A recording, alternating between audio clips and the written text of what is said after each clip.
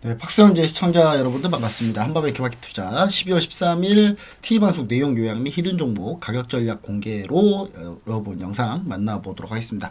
자, 실시간 시황 및 투자 전략, 주식 교육, 투자 정보, 그 다음 유망 종목의 대응 전략까지 내용을 확인하시려면 아래 하단 더보기를 통해서 링크를 들어오시면 됩니다. 더보기 또는 고정 댓글 확인하시길 바랍니다. 자, 내용이 유익하셨다면 구독과 좋아요도 부탁드립니다. 자, 12월 13일 내용인데요. 제가 오늘 여기 방송을 뜨고 있는 거는 여러분들이 방송을 보는 거는 12월 13일이 아니라 제가 볼때 15일이겠네요. 15일 날 여러분들이 방송을 보실 것 같고, 그리고 이 제가 녹화 날짜는 13일입니다. 요거 수정을 하나 해드리고요. 12월 13일 녹화 중입니다. 날짜가 좀 중요한 게 내일 큰 이벤트가 하나 있잖아요. 그래서 그 부분 때문에 날짜가 좀 중요해서 날짜에 대한 정확하게 공지를 다시 한번 드립니다.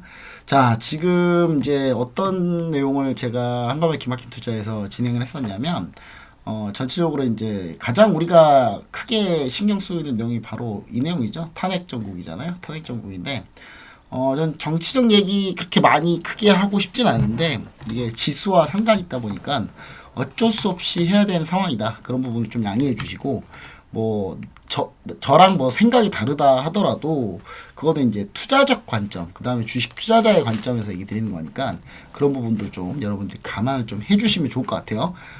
자, 보시면 현재 탄핵 정국입니다. 탄핵 정국인데, 제가 요거 부분을 좀 얘기 드리고 싶은 게 있는데, 뭐가 있냐면, 제가 12월 9일이죠. 12월 9일 날 대폭 나겠잖아요. 우리가 대폭 나겠는데, 12월 9일 날 대폭락, 이거 블랙 먼데이였죠. 먼데이 때 종가에 제가 매수 의견을 드렸습니다. 뭐 어떤 거 매수하라고 했냐, 그냥 코덱스 레버리지 매수하라 그랬어요. 왜냐하면 바로 단기 바닥이다 라고 생각했기 때문입니다. 이유는 첫 번째 이유가 있어요. 첫 번째 이유는 이건 기술적인 요인인데 여러분들이 보시면 아시겠지만 12월 9일 날을 한번 볼게요. 12월 9일 날 보면은 투자별 매매 동향을 보도록 하겠습니다. 투자별 매매 동향 보시면은 개인 투자자가 코스피에서 8천억을 순매도했고요. 그 다음에 코스닥에서는 3천억을 순매도했습니다. 이거 개인 투자자의 투매입니다. 이날 지수가 급락했거든요. 지수가 급락했는데 보시면 아시겠지만 이날 지수가 어떻게 급락했냐면, 코스피 같은 경우는요, 이날 마이너스 2.78% 급락했었고, 코스닥 같은 경우도 마이너스 5.19% 사이드카까지 발동됐거든요. 근데 이런 부분들의 어떤 포인트냐면, 지수 급락 시 개인이 순매도를 강하게 한다. 단기 바닥일 확률이 높습니다. 그리고 보통은 단기 바닥이에요. 이게 개인 투매거든요. 개인이 이제 신용 미수 물량이나 뭐 이런 물량들이 다 정리되는 시기예요. 그래서 그런 부분들 때문에 제가 여러분들한테 이거 12월 9일날 제가 TV 방송 했던 내용입니다. 아예 그냥 ETF 시가 베팅하라고 아예 그냥 얘기 드렸고, 지금 여러분들 링크 하단에 커뮤니티 더보기 링크에서 들어오신 분들은 이날 제가 실시간으로 종가의 코덱스 레버리지, 코스닥 150 레버리지 매수 얘기를 드렸습니다. 비중 실어서 매수하자 이렇게 얘기를 드렸었고, 그리고 이제 그렇게 돼서 현재까지 수익률이 코덱스 레버리지 같은 경우는 10.2% 수익이었고요. 그 다음에 제가 이날 제약바이오에 대해서 얘기를 드렸는데, 제약바이오에 대해서 얘기 드렸던 건 뭐냐면 12월 9일날 TV방송, 주식의 봄 TV방송 보시면 돼요. 이날 주식의 봄 박승재 TV 영상 올라가 있습니다. 영상 올라가 있으니까 보시면 되는데, 이날 제가 얘기 드렸던 내용은 또 뭐였냐면, 가장 많이 하락했던 업종, 특별한 문제가 없는데, 근데 문제가 있긴 했었죠. 로버트 케네디의 주니어가 보건복지부 장관 된 뒤로 제약바이오가 크게 밀렸는데, 그게 이제 우리나라 제약바이오에 큰 영향을 주진 않을 거다라는 의견이었고, 그리고 가장 많이 하락했지만 모멘텀이 가장 많은 내년 1월부터 4월까지 학회 계속되고, JP모건 헬스케어 컨퍼런스, 바이오 USA 계속 학회들이 남아있거든요. 그렇기 때문에 그 학회들 연장선상에서 보자면 제약바이오는 충분히 도전해볼 만한 가치가 있다 해서 제가 그날 리가켄바이오를 얘기 드렸어요. 그래서 리가켄바이오는 한 12.5% 정도 현재 수익 중입니다. 코스닥 150 레버리지는 제가 아주 집중적으로 매수하지는 않았기 때문에 그건 뺐어요. 진짜 근데 코스닥 150 레버리지는 15% 넘게 수익이 난 상태죠. 예. 15%가 뭐예요? 거의 19% 20% 가까이 될 거예요. 예. 자, 이렇게 해가지고 제가 얘기를 드렸었는데 이거는 이제 제가 영상도 올려놨고 제 개인 유튜브에도 올려놨어요. 예. 그리고 이 부분은 여러분들이 반드시 체크해야 될 포인트. 그러니까 지수가 하락할 때 바닥 잡겠다고 덤비시면 절대 안 되고요. 이 포인트가 나오는지를 보세요. 항상. 이 포인트가 나오는지 보셔야 되는데 이 포인트 중에 또 하나가 뭐냐면 지난주 이번 주 말고요. 지난주 월요일도 마찬가지였어요. 12월 2일 날 보시면 12월 2일 날 보시면 개인이 3,200억, 코스닥이 2,000억 이상 매도했잖아요. 이거 아주 강하다고 볼 수는 없어요. 아주 강하다고 볼 수는 없는데 그래도 개인이 거의 약간의 투매가 나왔거든요. 이때가 여러분들 보시면은 12월 2일이잖아요. 12월 2일 날 코스닥 보시면은 이게 12월 2일이에요.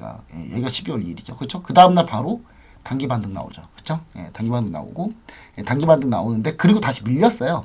투매의 규모가 크지 않았기 때문에. 근데 이날은 제가 왜 이때도 코스피 매수 얘기 안 드렸습니다. 저는 코스피 매수 얘기 안 드렸고 이때 왜 코스피 매수냐?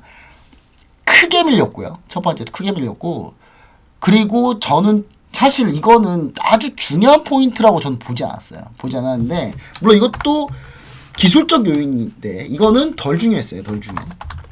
사실 더 중요한 포인트는 있었습니다. 그거는 이제 또 얘기 드릴 건데 덜 중요한 포인트 중에 선물옵션 동시만기가 있습니다. 그런데 이게 12월이라는 거예요. 네. 전통적으로 12월 선물옵션 동시만기일은 매수가 많습니다. 네. 근데 이 확률이 좀 지금은 조금 떨어지긴 했어요. 예전보다는 좀 덜해요. 그런데 이게 왜 그러냐면 연말 배당 물량 때문에 그래요. 네. 때문에 매도가 쉽지 않습니다. 네. 지금 보시면 아시겠지만 요거 이제 자료의 내용을 좀 더 제가 드렸는데 보시면은 이날 선물옵션 동시만기일 때 하필 이때 윤석열 대통령으로 해야 되나요? 근데 꼭 저는 별로 부르고 싶진 않은데 윤석열 씨가 이제 그 담화를 발표했죠. 대국민 담화인지 이게 자기 지지하는 그냥 제정신이 아닌 분들한테 하는 담화인지는 모르겠어요. 근데 하여튼 담화를 발표하면서 외국인이 더 매도를 합니다. 아, 반성이 없구나. 큰일 났구나, 이거. 그러면서 외국인이 더 매도를 했는데, 그때 장중에 분위기가 급변해요. 진짜 저 사람이 저렇게 얘기를 한다고? 그러면서 시장의 분위기가 급변을 합니다. 야, 이거 진짜 탄핵시켜야 되겠다라는 의견이 급격하게 올라가고, 그때 국민의힘 한동훈 대표가 탄핵으로 돌아섰죠. 완전히. 그러면서 외국인 투자를 또 느꼈을 거예요. 아, 이거 분위기 바뀌겠다 하면서 장 막판에 근데 원래 이날 금융투자 같은 경우는 원래 한 6천억 정도는 장중에 장 막판에 쏟아낼 수 있었어요. 왜냐하면 매수 차익 거래를 많이 쌓아놨기 때문에 금융투자 같은 경우는 매수 차익 거래로 쏟아낼 수 있었던 상황이었거든요. 매수 차익 거래가 뭐냐면 매수 차익 거래가 이제 차익 거래는 수익을 무조건 내는 방식인데 투자 방법인데 이거는 이제 현 선물 그 가격 차이, 현물 선물의 가격 차이 이용해서 수익을 내는 방식입니다. 근데 이것도 이제 어느 정도 괴리가 벌어져야 되거든요. 그리고 선물옵션 동시만기일 때 이 괴리가 다시 합쳐지기 때문에 예를 들어서 고평가된 걸 매도하고 저평가된 걸 매수하면은 다시 괴리가 붙었을 때 무조건 수익이 날 수 있습니다. 그런 부분은 제가 예전에 영상 올려드렸으니까 한번 참고해 보시면 좋을 것 같고 그리고 이 차익거래가 이 방식인데 이 차익거래 중에 기관이 매수 차익거래를 많이 했어요. 여기서 이제 주식 매수 그리고 선물을 매도한 거거든요. 이걸 매수 차익거래라고 합니다. 근데 이게 이제 나올 물량이 좀 많이 있었단 말이야. 근데 그 물량이 누가 받아주느냐의 문제였어요. 반대로 외국인은 매도 차익 거래를 많이 했습니다.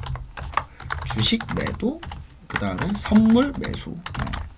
이걸 많이 했어요. 그러다 보니까 우리가 뭘 생각하시면 되냐면, 근데 이때 외국인은 어떤 포지션이었냐면, 외국인 같은 경우는 이때 충분히 롤오버도 가능한 상황이었어요.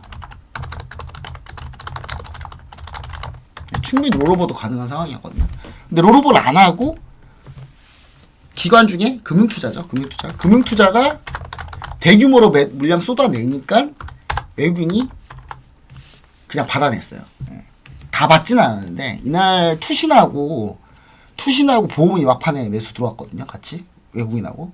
그러면서 지금 요 보시면은 금융투자가 요 색이죠. 예, 주황색. 요게 이따가 6천억을 한 번에 쏟아냈는데 그때 외국인, 그 다음에 투신, 그 다음에 보험이 이렇게 쭉 받아내면서 시장을 받쳤습니다. 근데 이거 미리 제가 예상했어요. 이거 미리 예상해서 제가 지금 이거 말고도 제가 한국경제TV 제가 경주마에서 이 얘기를 드렸거든요. 바로 전날. 예. 이 얘기를 바로 드렸어요. 바로 전날에. 예. 바로 전날에 드렸습니다. 예. 근데 이 얘기를 드렸고 실제로 이대로 갔어요. 예. 이대로 갔죠. 예. 그리고 제가 한국경제TV 경주마에서 뭐라고 했냐면 바닥 쳤다. 상승이다. 라고 얘기를 드렸습니다. 제가 지금까지 한국경제TV에서 뭘로 유명했냐면 비관론자로 유명했어요. 제가 7, 8월 강연회 때 제가 뭐라 그랬냐면 연말까지 지수 하락이다. 폭락할 수 있다. 대폭락이다. 조심해라. 준비해라. 그리고 TV방송 나갈 때마다 계속 대폭락 얘기했어요. 그러다가 처음 의견 바꾼 게 이번 주 월요일이었습니다. 이번 주 월요일날 딱 바꿨어요. 경주마 뭐 언제 거 보시면 되냐면 12월 제가 수요일날 출연했거든요. 11월 11일 방송 보시면은 제가 국내 증시 바닥 쳤다. 이렇게 얘기를 드렸습니다. 물론 바닥 쳐서 이제 완전 급반등 몇 개월 계속하는 급반등 그런 건 아니라는 거. 언제까지 기한을 정했죠? 트럼프 취임 전까지. 영향권 전까지. 까지는 상승할 거다라고 얘기를 드린 겁니다. 그리고 이 얘기는 제가 월요일에도 얘기를 드렸어요. 월요일에도. 자, 월요일날 주식 매수, 레버리지 ETF 매수하라고 얘기 드리면서 이게 쭉쭉쭉 올라왔거든요. 그때 단기 바닥 쳤다. 증시 바닥이다. 매수다. 라고 얘기를 드렸고, 지금 현재 오늘 방송을 녹화하고 있는 12월 13일까지는 쭉 올라왔습니다. 쭉 올라왔는데, 중요한 사실은 제가 이 기술적 요인 때문에 그런 건 아니에요. 저는 기술적 요인이 아니라, 이 얘기를 꼭 드려야 되는데, 탄핵 가능성이 높아지면서, 주식 지수가 상승할 거라고 보는 겁니다. 자, 이건 어쩔 수 없는 사실이에요.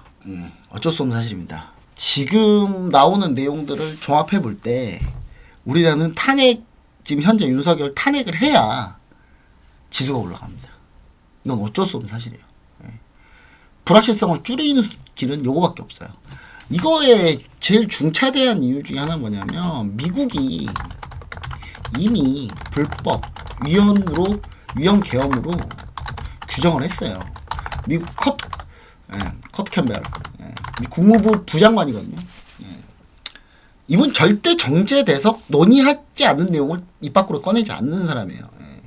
이미 다 그렇게 알고 있다는 거죠. 그리고 블링컨 국무장관도 역시 민주적인 절차, 탄핵 절차를 얘기하는 겁니다. 절차로 가야 한다. 이렇게 얘기를 했습니다. 이게, 그러니까 우리 시각으로 보시면 안 돼요, 이거를. 외국인의 시각으로 우리나라를 어떻게 보냐가 지금 중요하죠. 외국 투자자들을 어떻게 도울 거냐, 어떻게 바라보느냐. 그 부분이 제일 중요한 거예요. 당장 외국인이 순매수를 바짝 들어오지 않더라도 어떤 부분이 중요한 거냐면 외국인이 추가적으로 급격하게 매도 안 하면 되거든요. 현재 상황은. 그런 부분을 외국인의 시각으로 바라봐야지 우리나라 시각으로 바라보면 이걸 절대 볼 수가 없어요. 예. 그리고 이거는 과거 때문에 그러는데 과거를 사례를 좀 보시면 자 과거 사례를 보시면요. 자 이 사례인데 자 대통령 탄핵 전국이 지금 세 번째인데 첫 번째, 두 번째, 세 번째 때 지수 움직임을 한번 볼게요. 첫 번째 때는 노무현 정부 때인데요. 노무현 정부 때 보시면 아시겠지만 노무현 정부 때는 마이너스 국회 의결까지가 마이너스 1.8%, 그 다음에 탄핵 가결, 국회에서 가결 얘기예요. 국회에서 가결하고 나서 헌재에서 판단 나올 때까지 마이너스 9.5%예요. 예. 안 좋은 거 아닌가요? 이때는 탄핵이 처음이었을 때예요. 그리고 탄핵의 이유 자체가 되게 조금 뭐랄까 말 안 된다고 하면 또 정치적이라고 그럴까봐 제가 얘기는 못 하겠는데 웃겼어요 좀. 예. 그게 뭐냐면 예. 노무현 정부 때 노무현 대통령 때 탄핵은 열린우리당 지지 발언했다가 선관위가 잘못됐다. 되었다라고 했는데 잘못된 거다라고 얘기했는데 이 노무현 대통령이 그 의견에 반대를 하면서 위헌적 발상이다. 그래서 탄핵을 가결된 겁니다. 근데 저는 여기서 너무 이중잣대라고 보여지는 게 지금 탄핵이 뭐예요, 여러분? 지금 탄핵은 내란이라고 지금 얘기하고 있잖아요. 근데 지금 탄핵 때 선관위를 아예 총 들고 쳐들어갔잖아요. 근데 지금 이때 국회의원 하던 분들이 계세요. 국회의원 하던 분이 계시거든요. 그러니까 노무현 대통령 탄핵 표결을 했던 사람들도 있어요. 국민의힘 의원들 중에. 근데 지금하고 그때는 선관위 의견만 반대했는데도 탄핵 찬성 가결했으면서 선관위를 총 들고 쳐들어왔는데도 이거를 투표를 안 했다. 정말 저는 너무 이중잣대라고 봅니다. 이거 진짜. 예, 너무 이중잣대 아닙니까? 예. 근데 저는 이제 그런 상태였기 때문에 이때 결국 이제 탄핵이 헌재에서 인용되지는 않았습니다. 예. 그래서 탄핵되지 않으셨죠. 예. 그리고 두 번째가 박근혜 대통령 때인데 이건 최근 일이라 뭐 많이 내용을 적지는 않겠습니다. 예. 네, 국정농단. 예. 국정농단인데 이거는 이제 사실 어느 상황이었냐 보시면은 이때 국정농단 때인데요. 이때 탄핵 전국일 때 0.8% 국회의결까지 0.8% 지수, 그 다음에 국회에서 헌재 판결까지 가는데 3.6%. 예. 그리고 헌재 판결 이후에 대선까지 치르는데 9.3%가 상승하면서 약 15% 이상 상승했습니다. 예. 이걸 합산하면 15%가 아니라고요? 이거 0.8% 오른 거에 3.6% 오른 거에 또 9.3% 오른 거니까 15%가 넘어가요. 네. 자, 이거 산수를 그렇게 하시면 안 되는 거예요. 네. 자, 보시면은 박근혜 정부 때는요. 내내 안 좋았어요. 주가가. 네. 내내 안 좋았거든요. 내내 안 좋았다가 딱 탄핵 정국 들어가니까 주가 올랐어요. 근데 지금의 탄핵 상황이 박근혜 대통령 때 탄핵 상황하고 지수 흐름은 비슷하다고 좀 봐요. 네. 오히려 탄핵되는 게 불확실성을 줄이고 그 다음에 전체적인 외교, 그 다음에 경제를 봤을 때는 외국인 투자자들이 외국인 시각으로 봤을 때는 탄핵이 훨씬 더 우리나라에 이롭다 라고 판단합니다. 예. 실제로 지금 지수 움직임도 그렇게 가고 있고 여러분 돈은 절대 거짓말하지 않습니다. 돈은 거짓말하지 않아요. 그러면 이 돈이 거짓말하지 않기 때문에 우리는 정치적 의견 떠나서라도 예. 탄핵이 빨리 가결되어야 예. 한다라는 얘기를 좀 드리고 싶습니다. 예. 그게 뭐 정치적 유불리를 저 따지고 싶은 생각 별로 없어요. 그냥 오로지 우리는 주식 투자는 뭐예요? 주가 오르면 장땡이에요. 그냥. 예. 제가 정치 얘기 할 거면 딴 데 가서 정치 얘기 하죠. 예. 근데 제가 이런 얘기 하는데 어떤 분들이 그러더라고요. 아니 경제는 보수 정권이 훨씬 더 잘했다. 이런 얘기 하세요. 근데 제가 보여드릴게요. 자, 요건데요. 자, 여러분 김영삼, 자, 보수 정권, 진보 정권이라고 굳이 나누고 싶진 않은데, 그냥 나눠볼게요. 그냥 여러분들 흔히 아는 기준으로. 저는 노무현 정부를 보수 정권이라고, 진보 정권이라고 생각하지 않거든요. 예. 그리고, 뭐 이런 것, 여러분, 김영삼 정부는 제가 보수 정권이라고 생각하는데, 여기는 전 보수라고 생각 안 해요. 특히 여기는 거의 보수하고 아예 관계 없다고 생각합니다. 예. 자, 김영삼 정부 때는요, IMF를 맞았어요. 주가가 고점 대비 4분의 1 토막 났어요. 예. 그리고 김영삼 정부 시작했을 때보다 거의 3분의 1 토막이 났죠. 예. 주가 지수 말아먹었어요, 거의. 예. 김대중 정부 때는요, 김대중 정부 때는 이거를 다시 3배로 들어 올립니다. 예. 김대중 정부는요, 지금까지 주가 지수, 그러니까 지금까지 선물이 현재 시장에 들어와 있고, 그 다음에 현재 환율 시장 개방된 상태에서 외국인 수급 들어오는 이 조건에 다 들어간 상태에서 역대 정부 중에 주가 제일 많이 올린 정부가 김대중 정부입니다. 신급 거의 레전드예요, 여기는. 근데 이제 여기서 카드 사태 벌어져가지고, 그러니까 소비를 무리하게 진작시키려고 하다 보니 카드 사태가 터졌고, 카드 사태 터지면서 주가 밀렸죠. 밀리고 다시 올라왔는데 조금 조정을 받고, 김대중 정부는 마지막에 끝날 때 2배 조금 넘게 해서 끝났습니다. 자, 노무현 정부 볼까요? 노무현 정부. 초반 탄핵 정국이었어요. 예. 탄핵 정국. 여기가 탄핵 정국이에요. 탄핵 정국이고, 그 뒤로 스트레이트로 그냥 쭉쭉쭉쭉. 노무현 정부 2배 올렸어요, 주가. 자, 진보 정부 압도적이죠. 그렇죠?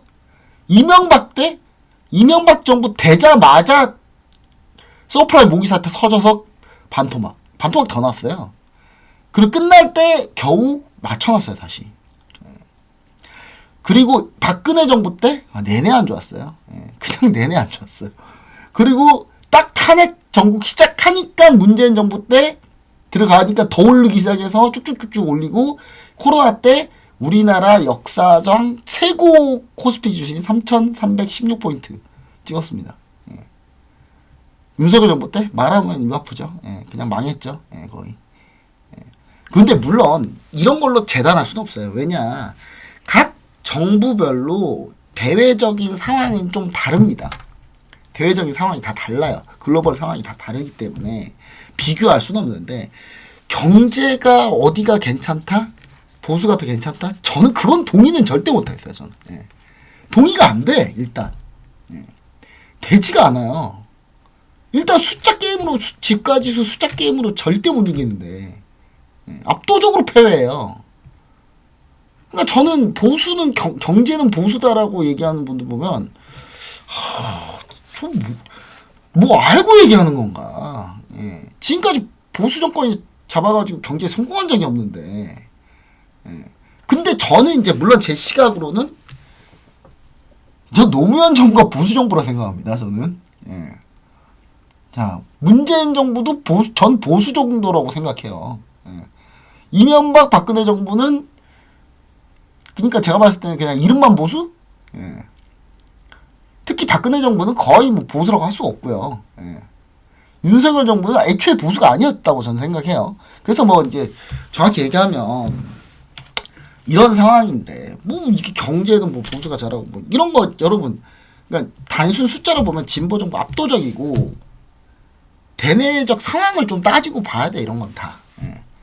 대내적 상황을 따지고 보는 겁니다. 그러니까 평가는 사실 쉽지 않아요. 쉽지 않습니다. 물론 우위에 있죠. 훨씬 더 진보 정부가. 제가 진보 정부 편이라서 그런가. 전 보수주의자예요. 저는 참고로 전 북한 선제 타격하자주의라서, 저는 우리나라 인구 구조가 힘들어지기 전에 빨리 북한 선제 타격해야 된다는 생각하는 주의라서, 저 되게 보수적이에요. 저 크리스찬이고. 자, 뭐 그게 중요한 건 아니고. 그래서 근데 탄핵이 되어야 우리나라 경제가 가능하다라는 거 다시 한번. 탄핵 가결 확률이 높아짐에 따라서 추가 상승이 지속될 거다. 이거 여러분, 저 이거 화요일날 쓴 거예요, 다. 수요일날 쓰고, 수요일날 얘기 드리고, 자, 제가 월요일부터 지수 상승 얘기 드린 겁니다.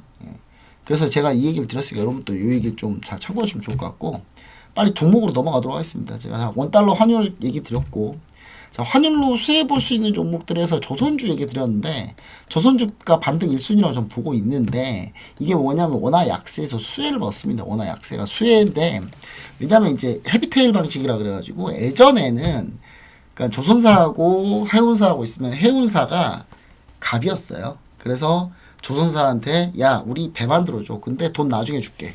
이거였거든요.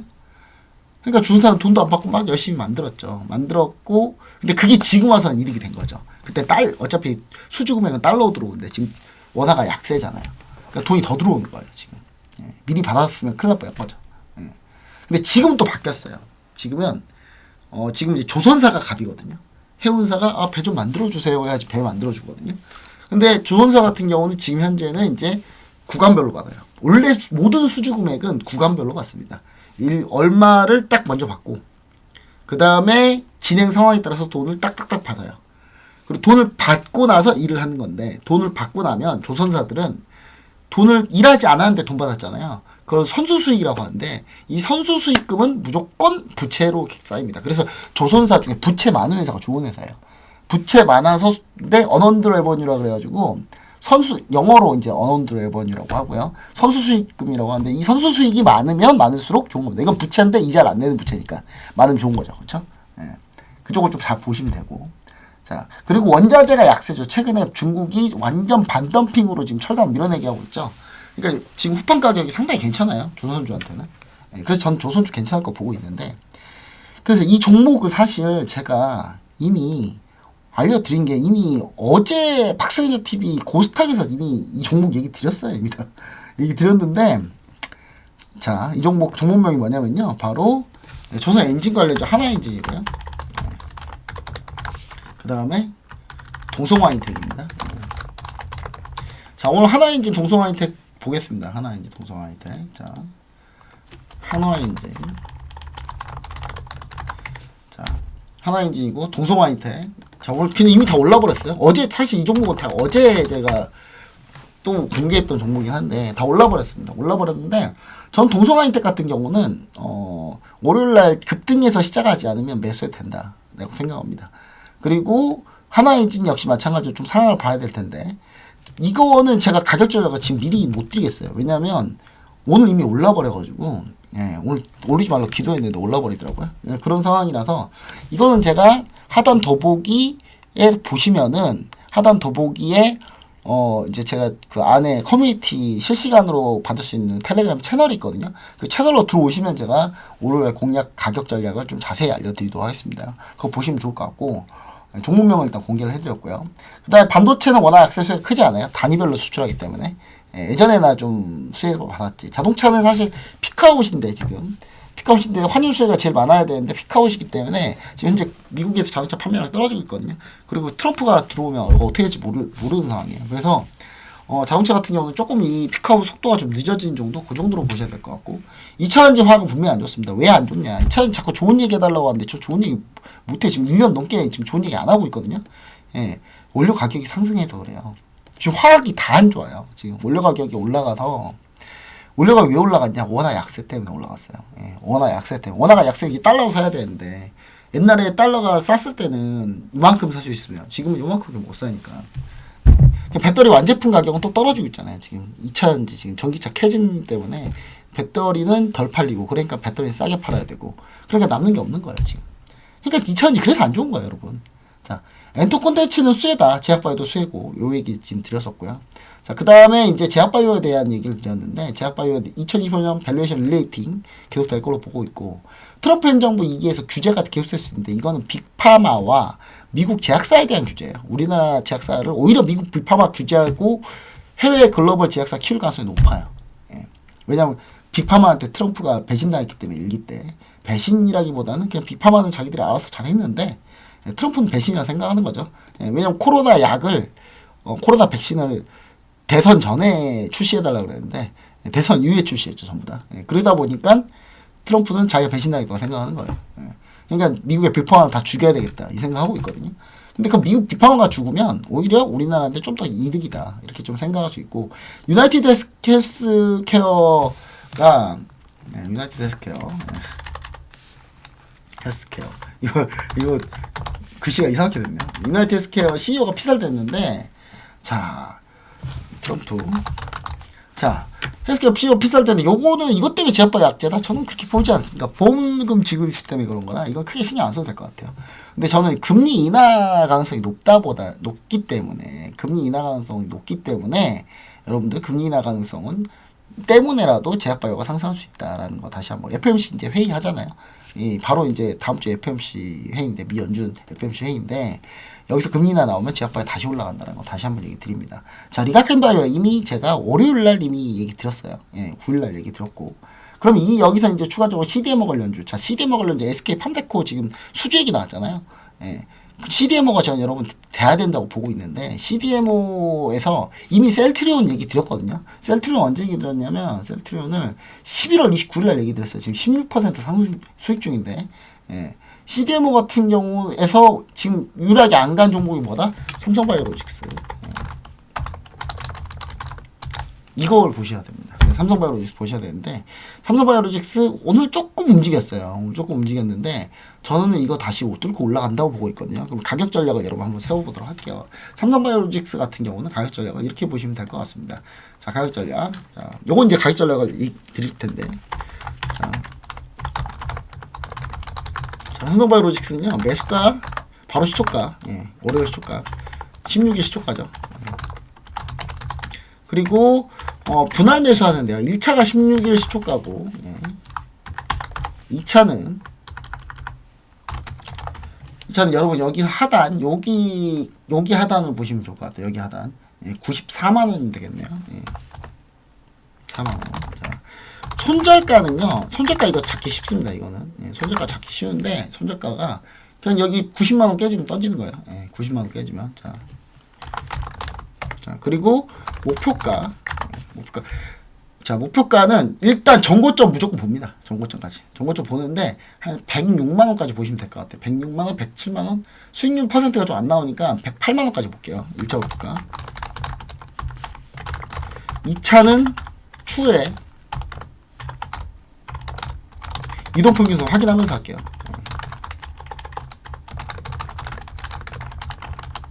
자, 이렇게 하시면 삼성바이오로직스 가격 전략 충분히 잘 될 거라고 좀 보고 있습니다. 이 부분 좀 확인하시기 바라고요. 자, 지금까지 해가지고 제가 지금까지 준비한 내용 모두 다 마쳤고요. 저는 이 내용 또 다시 또 여러분들 좋은 내용 또 제가 정리해서 또 이제 올려드릴 텐데 탄핵 확인되고 탄핵 가결되는지 확인하고 다시 한번 전략을 한번 정리해서 영상을 또 올려드리도록 하겠습니다. 탄핵 되는 거 안 되고 좀 차이는 많이 있습니다. 저희가 지금 사실 지금 이재명 관련주로 코나이 이미 들어가 있거든요. 들어가 있는데 코나이가 16일날 거래 정지라서 일단 저는 될 거라 보고 있고 화요일날 또 추가 급등할 거라 보고는 있는데 모든 세상이 제가 예상한 대로 다 맞으면 제가 신이죠. 그렇죠? 저는 그러지 않을 수도 있다.